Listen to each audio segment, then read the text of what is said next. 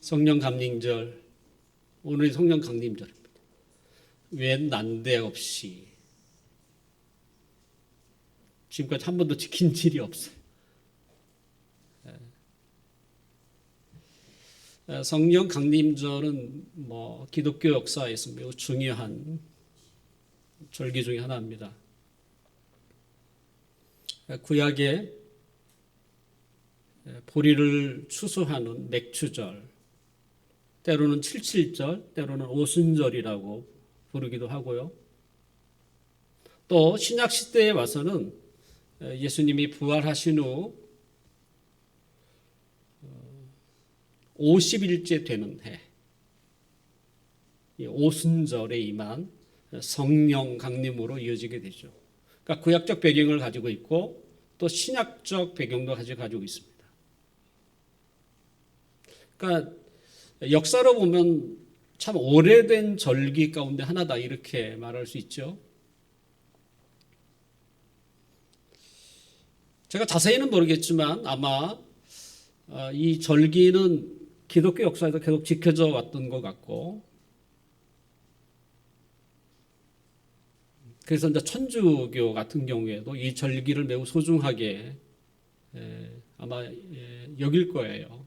그리고 기독교라고 하는 개신교도 전교 개혁자들에 의해서 하나의 절기로 이제 지켜오는. 저희 교회는 지금 절기로 이렇게 지킨다 하면 좀 이상하긴 하지만 처음으로 이 날을 조금 기억하게 되는데요. 근데 절기를 중시하는 교회들은 성령 강림절은 매우 중요하게 여겨오고 있습니다. 그동안 우리가 이 성령 강림절을 잘 지키지 못했다고 할지라도 성령님의 오심에 대해서 그것을 소중하게 여기지 않은 것은 아니죠. 성령님은 이 신자가 되는 과정, 그리고 신자로서의 삶을 살아가는 데 있어서 절대적으로 필요한 분이세요. 우리는 늘 기도할 때마다 성령님의 이름을 부르고 또 우리가 삶을 살 때마다 성령님이 함께 하심과 역사하심과 도우심을 우리는 늘 구하고 있죠. 그러니까 멀리 계신 분이 아니죠. 우리의 기도 가운데서도 실제 우리의 삶 가운데서도 성령님은 늘 친근하게 가까이 계시는 분이었던 것이지요. 예수님께서 자신의 사역을 마무리하기 전에 그의 제자들을 향해서 내가 가면 성령님을 주실 것이다. 이렇게 약속을 했고, 그리고 그 성령님이 어떤 분이냐라고 할 때 진리의 성령님, 때는 은혜를 지키는 분, 보혜사라고 이렇게 표현을 하셨어요. 더군다나 가장 놀라운 이야기는 예수님을 믿는 신자 각 사람에게 들어가 머무신다는 거예요. 이걸 내주라고 표현도 합니다만, 그러니까 예수 믿는 모든 사람들의 마음의 중심에 들어오신다는 거예요. 이 말은 뭡니까? 내가 어떤 걸음을, 인생의 길을 걸 때에 그분이 함께 걸어간다는 얘기고, 그 다음에 내가 마음을 어딘가 쏟을 때에 그 성령님이 내 마음을 감찰하신다. 그러니까 때려야 뗄 수 없는 그런 관계라고 말할 수 있겠죠. 오늘 이야기는 유대인 베드로와 그리고 이방인 고넬료와의 만남에 대한 이야기입니다.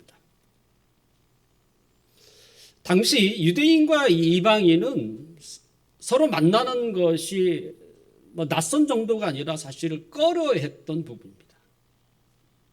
특히 경건한 유대인이라고 한다면 이방인을 만나는 것을 사실은 피했죠.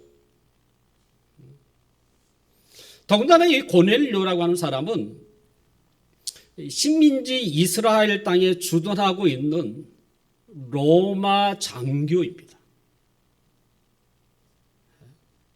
그러니 그냥 이방인도 아니고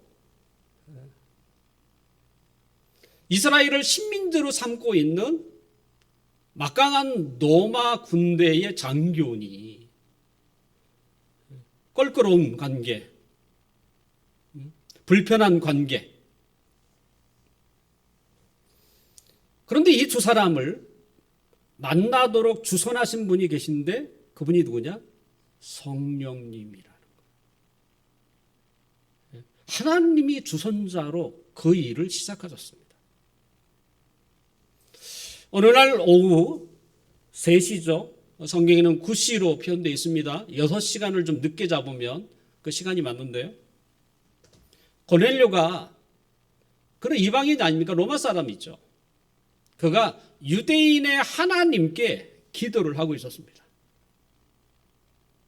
근데 기도 중에 갑자기 환상 가운데서 한 사람이 나타나더니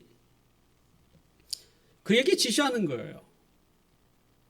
욥바에 살고 있는, 자세하게 구도장이 시몬의 집에 주둔하고 머물고 있는 베드로라는 사람이 있는데 그를 초청하라는 것입니다. 그러면 그가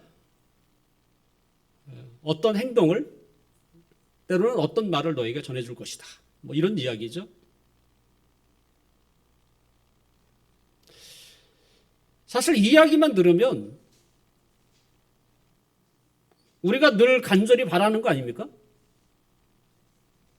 기도 가운데 뭐 천사가 됐든 하나님의 사자가 됐든 나타나서 나에게 무엇인가를 지시한다. 사실 그분이 나타나는 것만으로도 뭐 흥분하고 살아요. 근데 그분이 나타난 정도가 아니라 무언가 나를 지시하고 그것도 구체적으로 우리가 늘 기도하면서 나름대로는 그죠? 꿈꾸고 있고 기대하고 있는 그런 풍경입니다. 도대체 고넬료라는 사람은 어떤 사람이길래 그 성령 하나님께서 그의 사자를 보내었을까? 저는 이게 중요하다고 생각해요. 어쩌면 우리가 기도할 때 이런 장면들이 쉽게 나타나지 않는 이유도 아마 여기에 있지 않을까라는 생각을 해보기도 합니다. 우리가 함께 읽은 본문은 아닌데요. 2절에 보면 고넬료를 간단히 소개하고 있습니다. 그가 경건하여 온 집안과 더불어 하나님을 경외하며 백성을 많이 구제하고 하나님께 항상 기도하더니. 고넬료를 그렇게 소개하고 있어요. 하나님을 경외하는 자요, 경건한 사람이요, 아니 온 집안이, 그리고 어려운 사람들을 구제하고 더군다나 항상 하나님 앞에 기도하는 사람.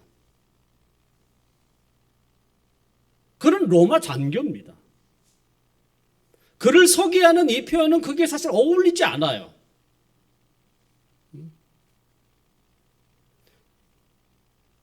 그에 맞는 수식어가 아닌 거죠.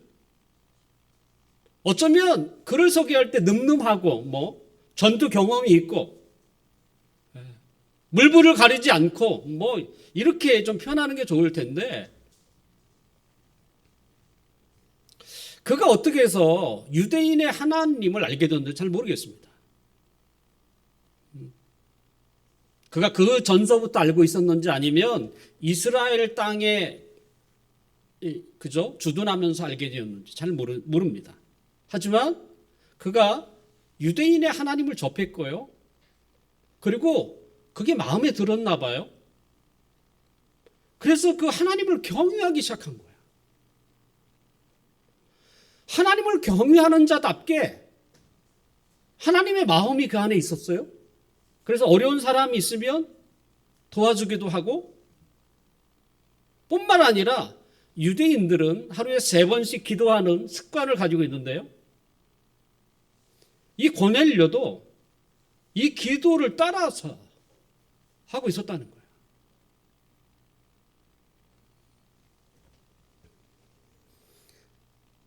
고넬료의 이 삶을 봐도 우리는 알죠. 아, 참 이 사람은 하나님을 경외하는 사람 맞다. 그저 입으로만 나는 하나님을 경외하는 사람이야 이렇게 말하는 사람이 아니었던 거예요. 그의 삶의 모습에서 봐도 아, 이는 하나님을 경외하는 사람 맞아 라고 확실할 만큼.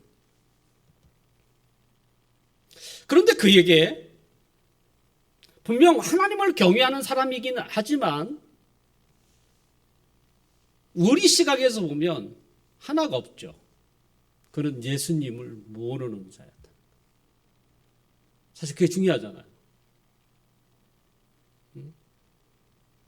아직까지는 하나님의 백성이 된 사람이 아닌 것이죠. 아마 누구로부터 예수님에 대해서 듣지 못했던 것 같습니다. 그래서 성령님이 나서신 거예요. 이 말은 뭡니까? 성령님은 하나님을 찾고자 하는 자를 찾는다는 거예요. 하나님을 간절히 사모하는 자를 하나님이 성령님이 찾는다는 거예요, 사실은. 그래서 성경에서도 간절히 하나님을 찾는 자가 하나님을 만날 것이라는 뭐 이런 표현도 있지 않습니까? 사실 성령님의 능력 그러면 우리가 뭐 이렇게 계산할 수 없을 것 굉장한 신분 아닙니까? 우리는 그 성령님의 그 능력을 사도행전 2장 1절에서 그 앞에서 보면 조금을 우리가 볼 수 있습니다. 처음 제자들에게 성령님이 임했던 그 순간 그 모습을 보면 참 신기하다라고 할 만큼 그러니까 모인 사람은 120명 정도 되었는데요. 성령이 임하자 각 사람의 머리에 불의 혀 우리가 이제 장작에다 불을 피우면 막 이렇게 있죠. 막 혀처럼 이렇게 그런 거 아시죠? 그게 각 사람 위에 하나씩 있는 거예요. 그런데 뜨겁지는 않은 거죠. 그것만 해도 얼마나 신기합니까? 불꽃이 머리에 하나씩 있는데 머리카락이 안 타는 거 아닙니까? 그 다음에 문이 지금 굳게 닫혀 있는데도 닫혀 있어요. 분명 굳게 닫혀 있으니까 뭐 어디서 바람이 들어올 리는 없는데 강하고 급한 바람 소리가 들렸어요. 뭐 회오리 바람 같은 소리죠. 굳게 문이 닫혀 있는 곳에 그렇다고 바람이 분 것도 아니야. 세차게 불어보는 바람 소리만 들린 거야. 뿐만 아니라 모인 자들의 입에서 한 번도 배운 적이 없는 일명 외국어라고 표현해도 되죠. 외국말을 하기 시작하는 거예요. 한 번도 배운 적이 없는 외국말. 이게 가능한 이야기입니까? 뭐 성령님의 능력 중에 조금만 봐도 참 너무나 신기롭고 놀랍다라고 우리가 생각할 만큼. 사실 그것은 성령님의 능력의 모든 것이 아니에요. 그건 맛보기에 불과할 정도로. 성령님은 얼마든지 사람의 마음을 쥐었다 폈다 할 수 있을 그와 같은 능력을 가지시는데도 불구하고 왜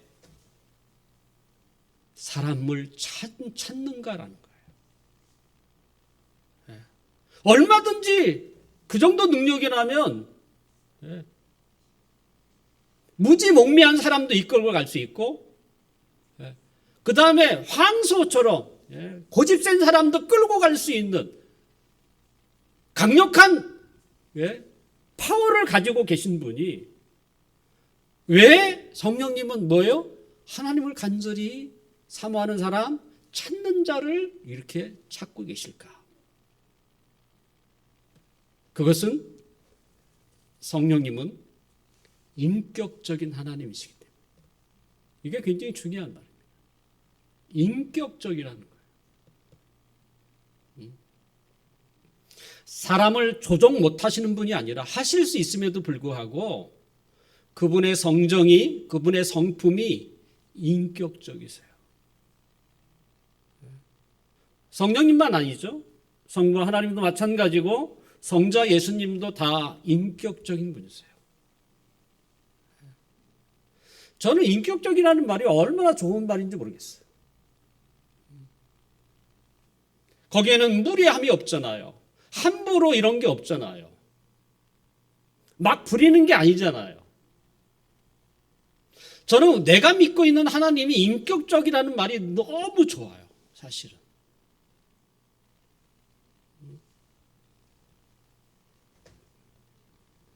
역대하 16장 9절에 보면 여호와는 눈을 온 땅을 두루 감찰하사 전심으로 자기에게 향하는 자들을 위하여 능력을 베푸신다라는 구절이 있습니다.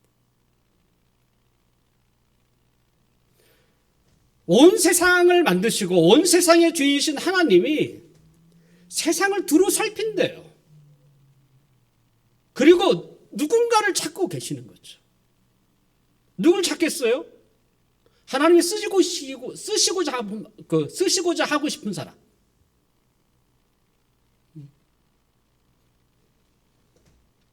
근데 그 사람이 누구겠어요?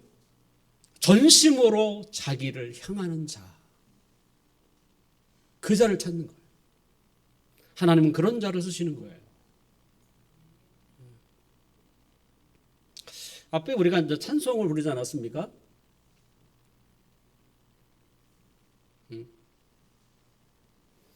주 예수보다도 더 귀한 것은 없네. 그런 마음을 가지고 있는 사람. 이 세상에 그 무엇을 준다 해도 나는 괜찮아. 나에게 주님만 있다. 이 사람이 누구겠어요? 전심으로 하나님을 찾는 사람. 그 중심이 늘 하나님을 향하는 사람 아닙니까?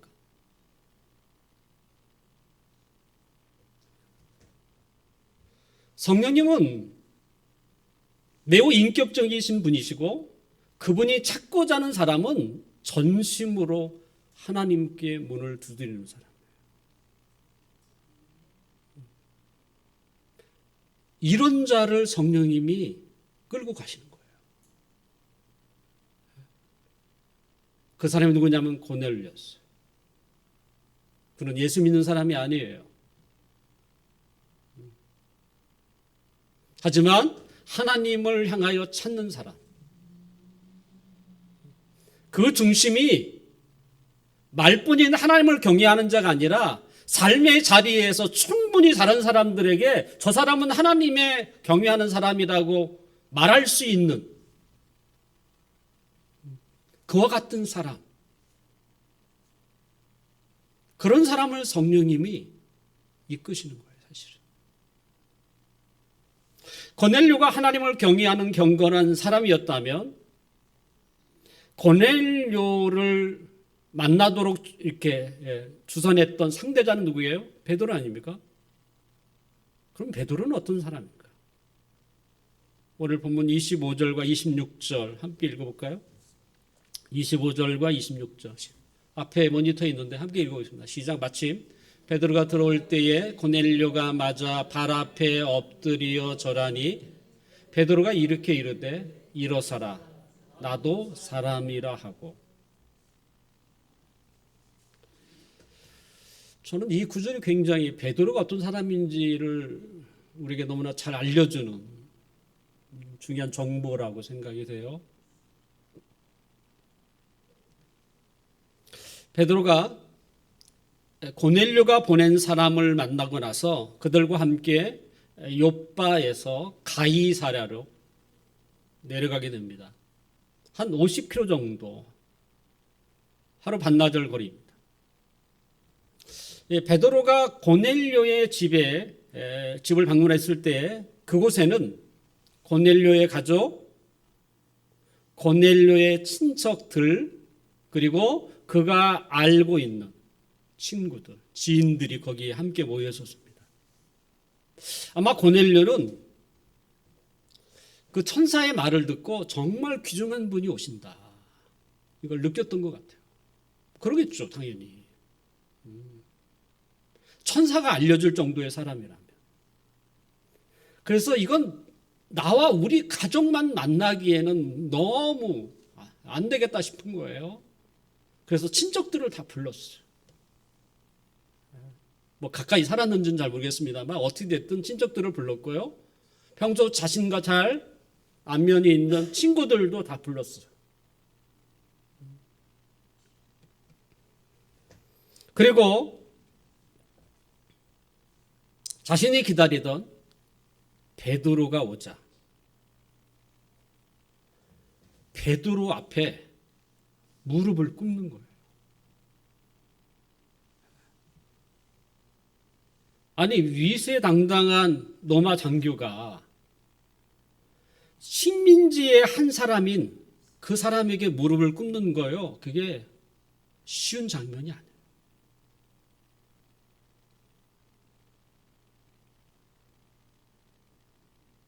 이것도 굉장히 상상할 수 없는. 저도 뭐 누군가에게 무릎을 꿇은 일이 거의 없는 것 같아요. 예. 오직 하나님께만 예전에 학창시절 때 무릎 꿇고 기도하면 훨씬 더 잘 될 것 같아서 그래서 그렇게 버텨본 적은 있습니다. 그것 때문인지 제 연골이 좀 많이 달았어요.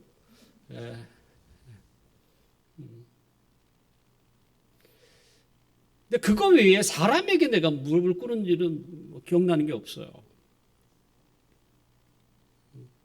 근데 고넬료는 뭡니까? 로마의 장교입니다. 그런 자가 군인 아닙니까? 그것도 일반 군인도 아니고 장교가 함부로, 상관도 아니고 한 번도 본 적이 없는 사람에게 무릎을 꿇는다, 이건 쉬운 일이 아닌데요. 사실 이런 모습에서 고넬료의 또 다른 모습을 우리가 보게 돼요. 그는 굉장히 겸손한 사람인 것을 우리 사실 알게 되죠. 자기를 죽이는 사람이잖아요. 그게 쉬운 일이 아니에요.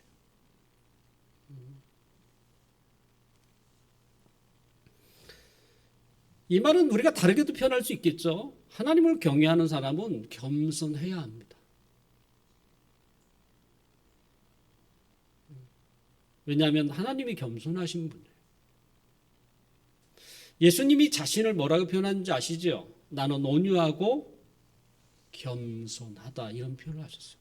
예수님이 예수님 스스로가 이렇게 자신을 표현하지 않으시는데 나는 온유하고 겸손하다. 그래서 바울도 빌립보서 2장에 보면 너희 안에 그리스도의 마음을 품으라. 그게 뭐겠어요? 겸손입니다. 겸손. 고넬료는 예수님을 믿지 않는 사람이지만 하나님을 경외하는 자였어요. 유대인의 하나님을 경외하는 자로서 그는 겸손했어요. 예수 그리스도를 믿는 우리도 똑같아야죠. 겸손할 줄 알아야 돼.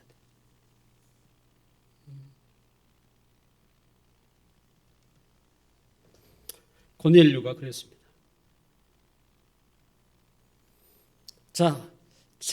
처음 본 사람이 자신의 앞에 무릎을 꿇을 때 베드로의 행동이 어떠했는가? 베드로도 하나님을 경외하는 자입니다. 누군가가 자신에게 무릎을 꿇는 것을 그는 용납할 수가 없어요. 왜냐하면 경배는 오직 하나님만 받으시는 것이기 때문에. 베드로가 뭐라고 합니까? 일어서시오. 나도 인간입니다. 사람입니다. 이게 베드로가 가지고 있는 성정이에요. 그는 하나님께 돌려야 할 것과 사람이 받아야 할 것을 철저히 구분한 사람. 자신이 신앙이, 자신의 믿음이 경건하면 할수록 이게 분명해야 하는 거예요. 이게 흐지부지하다는 말은 중간에서 왔다 갔다 하는 사람이라는 뜻일 수도 있죠. 제가 알고 지낸 정말 제가 본받고 싶을 만한 영적 멘토로서의 그죠. 그렇게 모시고 싶은 분들이 한결같이 이런 것이 분명해요. 차갑게 느껴질 만큼. 이런 사람이 정말 경건한 사람. 여러분, 예수님이 어떤 분일 것 같아요? 저는 예수님을 생각할 때 굉장히 어떤 면에서는 굉장히 차갑게 느껴져요. 어떤 면이요? 이런 면. 자기에게 영광을 돌리려고 할 때 스톱! 선하신 분은 오직 하나님 아버지야. 나를 선하다라고 말하지 마. 이게 예수님의 답변이에요. 훌륭한 사람일수록 선이 분명한 거예요, 사실은. 하나님의 자리, 인간의 자리가 분명한 거죠. 지금 베드로가 지금 그러고 있는 거예요. 일어나시오. 나는 인간이라는 거예요. 나는 사람이라는 것이죠. 이런 여러 정황들을 살펴보면 성령님이 누구에게 다가오시고 누구에게 가르치시고 때로는 누구를 인도하시는지 우리는 조금은 알 수 있죠.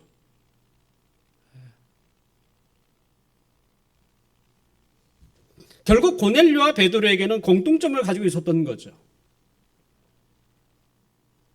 그들은 하나님을 찾는 자, 하나님을 경외하는 자. 그저 입으로 이야기하는 사람들이 아니에요. 그들의 마음에서 우러났고 그들의 행동에서 표현되어지는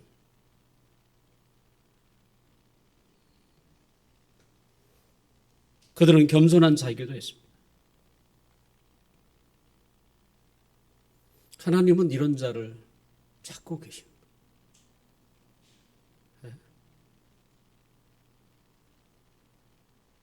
지금도 성령님은 우리 스스로가 여기 있는 한 사람 한 사람이 그와 같은 자가 되기를 원하고 계셔요, 사실은. 그럼 성령이 기뻐하시죠. 우리 안에 있는 성령. 그리고 아마 그분은 신나서 우리를 어떻게든 쓰시려고 하실 거예요. 사랑하는 성도 여러분,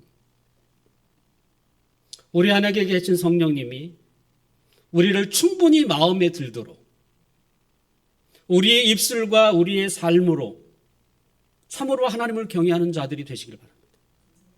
겸손한 자가 되시고 기도하는 자가 되시고 경건한 자가 되십시오. 그래서 하나님이 필요하실 때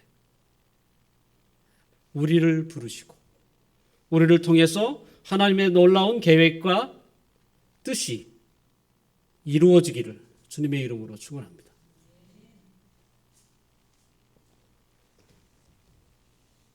성령님이 어떤 분을 사용하시는지를 우리가 살펴봤다면 그러면 성령님은 어떤 방법으로 그의 뜻을 이루어 가실까라고 하는 질문을 던져보겠습니다. 오늘 본문 33절을 함께 볼까요? 33절 33절 앞에 있는데 우리 함께 읽어보겠습니다. 시작. 내가 고 당신에게 사람을 보내었는데 오셨으니 잘하였나이다. 이제 우리는 주께서 당신에게 명하신 모든 것을 듣고자 하여 다 하나님 앞에 있나이다. 아멘. 예, 성령님은 하나님을 경외하고 있는 고넬료와 신실한 주님의 제자인 베드로를 만나도록 주선하셨습니다. 이 속에서 하나님은 어떤 방법으로 우리를 인도하시는가를 우리가 볼 수 있는데요. 베드로가 고넬료를 만나러 오기까지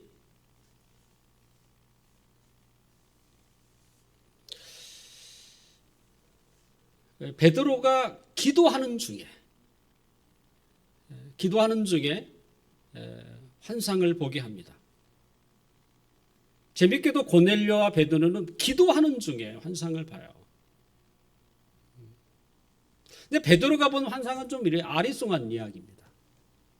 갑자기 하늘에서 큰 보자기가 내리는데 그 보자기 안에 불결한 유대인들이 극히 혐오하는 것들이 그 안에 막 쌓여 있는 거예요.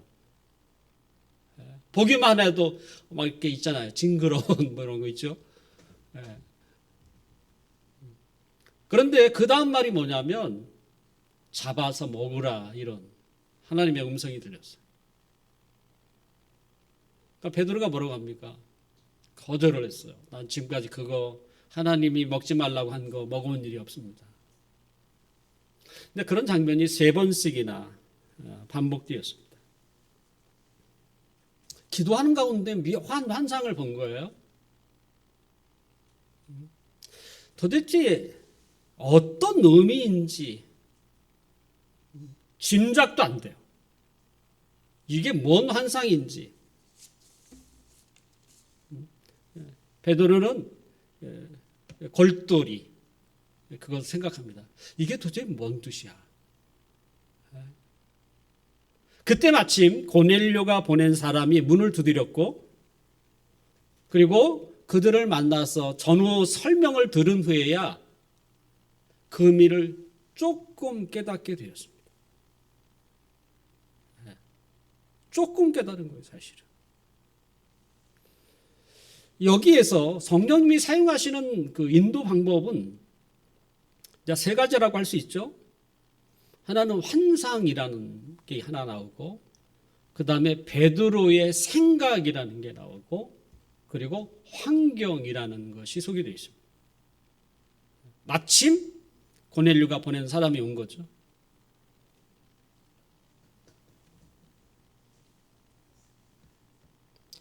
이처럼 그가 환상만 보고는 뭔지 몰랐어요. 그리고 제가 아무리 생각해도 이게 도대체 어떤 의미인지도 잘 몰랐어요. 아마 이렇게 생각을 해보기도 하고 저렇게 생각해보기도 했겠죠. 하지만 환경을 딱 접했을 때 조금은 알 수 있겠구나라는 생각을 했던 것 같아요. 우리는 환상을 혹시 저는 본 적이 없습니다만 본 사람이 있으면 그것만으로도 우리는 막 움직이려고 해요. 스스로 그것을 해석해서 아마 하나님이 이렇게 하실 것이라는 기대를 가지고 그것이 성경의 내용과 맞는지 안 맞는지 상관이 없어. 일단 이제 질러보기부터 이제 시작하는 것이죠. 그 다음에 그것이 자신의 사명과도 어떤 연관성을 가지고 있는지 이것도 제대로 생각을 안 하는 것 같아요. 더군다나 환경이 거기에 조금 이렇게 맞춰주면 뭐 신나는 것이죠.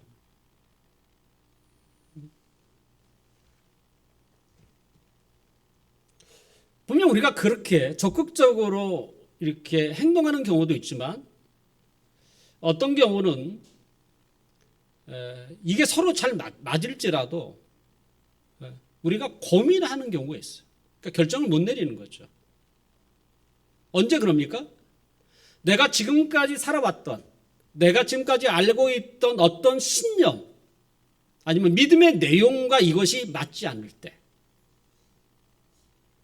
이럴 때는 아무리 환경이 그렇다고 할지라도 쉽게 결정을 못 내리죠, 사실은.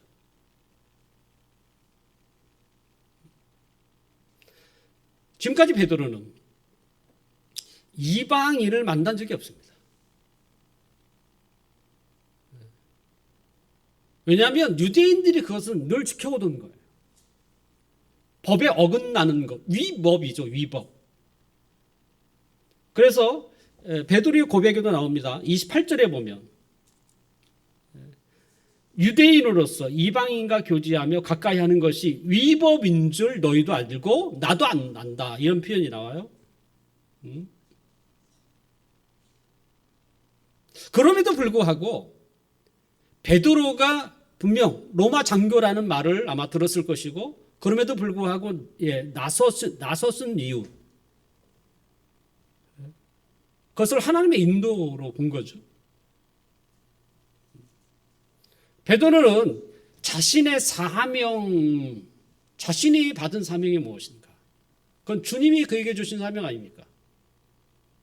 사람을 낚는 어부가 되라. 뿐만 아니라 이 복음이 예루살렘과 온 유대와 사마리아와 땅끝까지 이르러 내 증인이 되리라. 모든 주님의 제자에게 주신 말씀. 지금 성령님이 자신을 불러서 누군가에게 아까 복음을 전하라 라고 하는 의미로 그가 받아들였던 것 같습니다. 그러니까 자신의 사명과도 맞았고, 또 주님이 유대인뿐만 아니라 유대인을 넘어서 이방인들에게까지 복음을 전하라 그렇게 말씀하셨다는 것을 그가 기억하고 있거든요.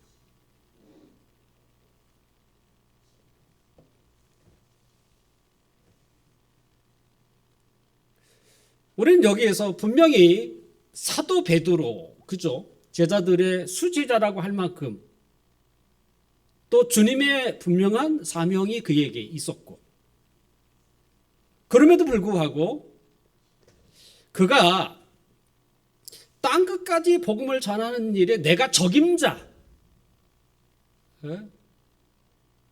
내가 아마 적임자일 것이야, 이런 생각을 하지 않았다는 거예요.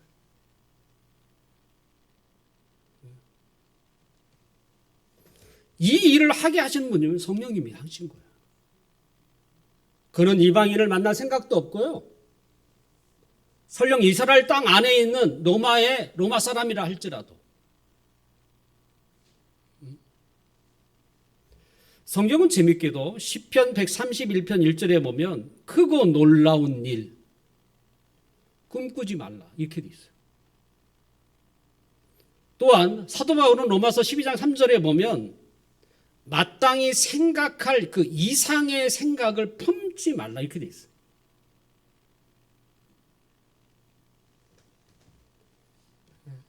자꾸 그런 일로 부추기는 것은 성경적이지 않습니다. 혹시 크고 위대한 일, 놀라운 일 뿐만 아니라 자신의 생각, 그 이상의 생각을 꿈꾸는 사람들은 하나님의 나라보다는 자신의 욕심과 자랑이 사실은 더 가능성이 큰 것이죠. 베드로는 온 세계를 복음화시키는 데에서 내가 나서지 않으면 누가 나서, 이런 생각이 없어요. 그는 자신의 있는 자리에서 최선을 다하는 거예요. 이 일을 이루어 가시는 분은 누구예요? 성령입니다.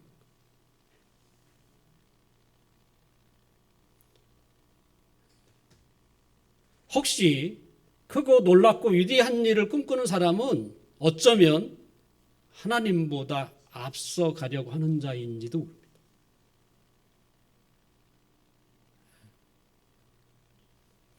우리는 자신이 있는 자리에서 성실하게 책임감을 가지고 충성스럽게 살아가야 하는 자예요. 그와 같은 일을 우리가 감당하고 있을 때 하나님이 우리 지극히 작은 모습을 보고 우리를 들어서 하나님이 큰 일을 하게 하시는 것이지, 우리가 큰 것을 마음에 품고 이건 내 일이다 이렇게 생각하는 게 아니에요. 그건 순서가 잘못됐어요.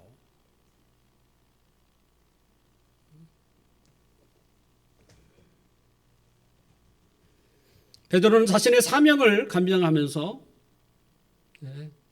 성령님이 자신을 인도하는 대로 거기에 순종하며 나아갔던 것이죠. 성령님은 때가 되면 그와 같은 자를 쓰시는 거예요. 우리 신자는 그런 게 좀 필요해요. 묵묵히 참고 기다리는 거죠. 하나님이 나를 부르시기 전까지 기다림이 필요한 거예요. 그때까지 자신의 일에 충성하는 거죠. 설령 그것이 보잘것없는 일이라고 할지라도 상관없어요. 하나님은 지극히 작은 일에 충성하지 않는 자에게 큰 일을 맡기는 분이 아니세요.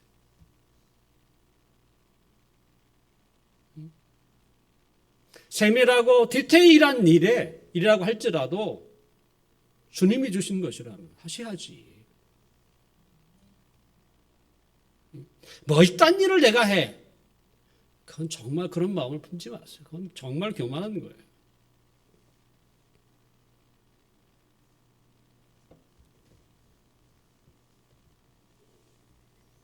성령님께서 이 베드로와 같은 사람의 마음을 움직일 때에 분명 환상도 있지만, 사용하셨지만, 사실 환상은요 특별한 경우지 일반적인 게 아니에요. 우리는 환상을 꿈꾸면 안 돼요. 그 말은 내가 특별한 사람이라는 뜻이에요. 그건요 잘못된 거예요. 하나님이 나를 인도하실 때 환상을 쓰실 수도 있는 거지, 자신이 특별한 사람인 것처럼 환상을 꿈꾸면 안 된다고.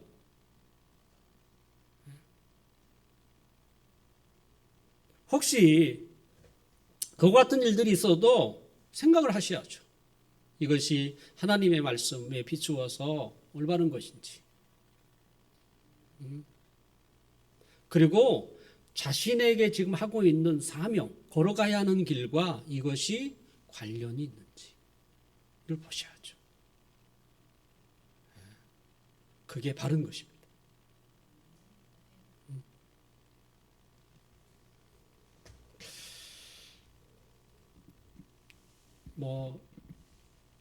오랫동안 자주 들었던 얘기가 하나 있습니다.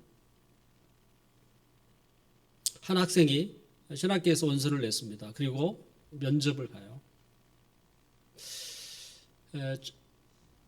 우리 학생은 왜 신학교의 문을 두드리게 됐느냐라고 묻습니다. 그가 하는 말이, 제가 신학교에 들어오는 것은 하나님의 뜻이었습니다. 그래서 왜 그렇게 생각하느냐 했더니, 제가 여러 대학을 문을 두드렸는데 다 떨어졌습니다. 그래서 이 신학교에 들어가라는 하나님의 지시, 하나님의 뜻이라고 여기게 되었습니다.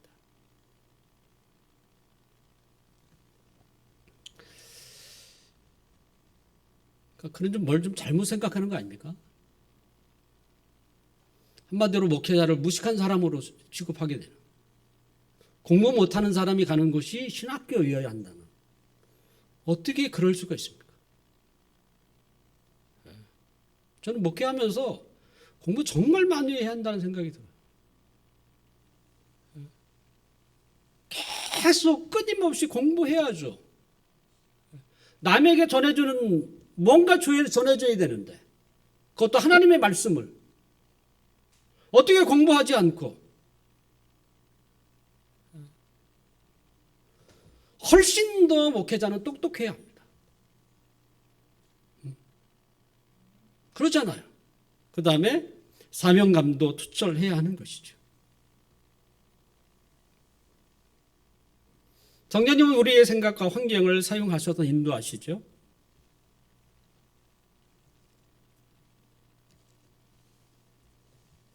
성령님은 우리가 감당할 수 있는 것만 하게 하시지는 않습니다.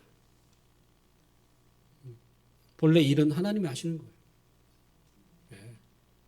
혹시 우리가 부족할지라도 성령님은 우리를 불러서 그냥 일만 시켜놓고 가만히 앉아 계시는 분이 아니세요.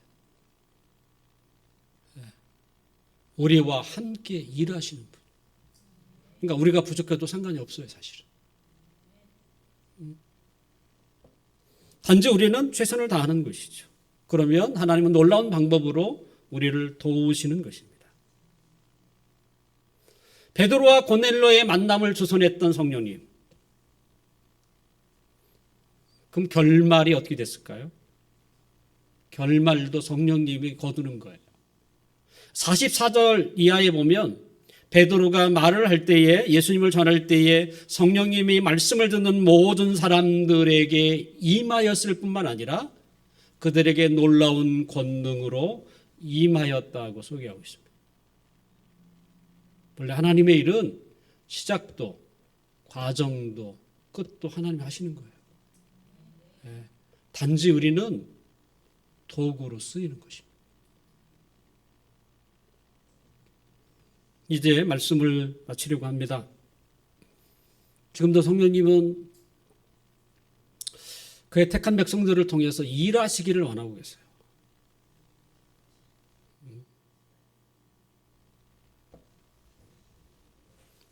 정말 우리가 하나님 앞에 쓰임받고자 한다면 우리 마음이 먼저 사모할 필요가 있어요.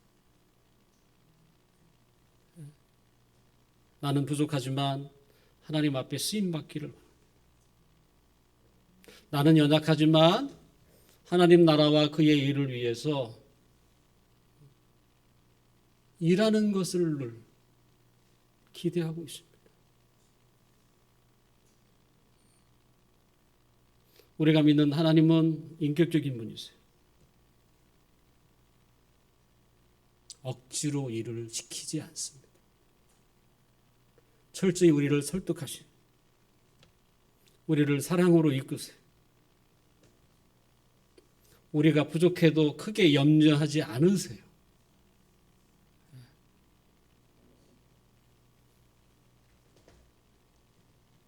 과연 우리 안에 이런 하나님에 대한 하나님의 뜻과 그의 나라를 위한 간절한 마음이 있느냐가 문제죠.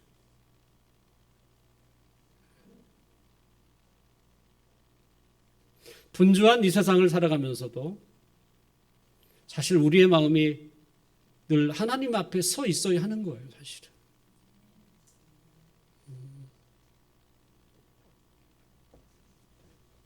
하나님 앞에 쓰임 받을 수 있다면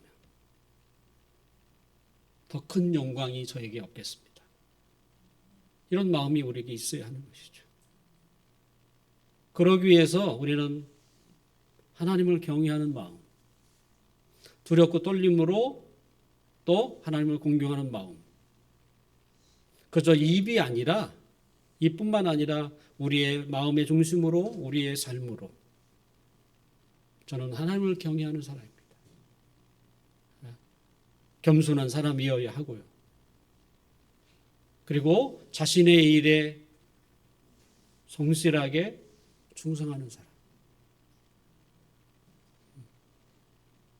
그러면 반드시 하나님이 때가 되면 우리를 불러서 당신의 놀라운 나라를 위해서 우리 모두를 사용하여 주실 것입니다. 기도하겠습니다.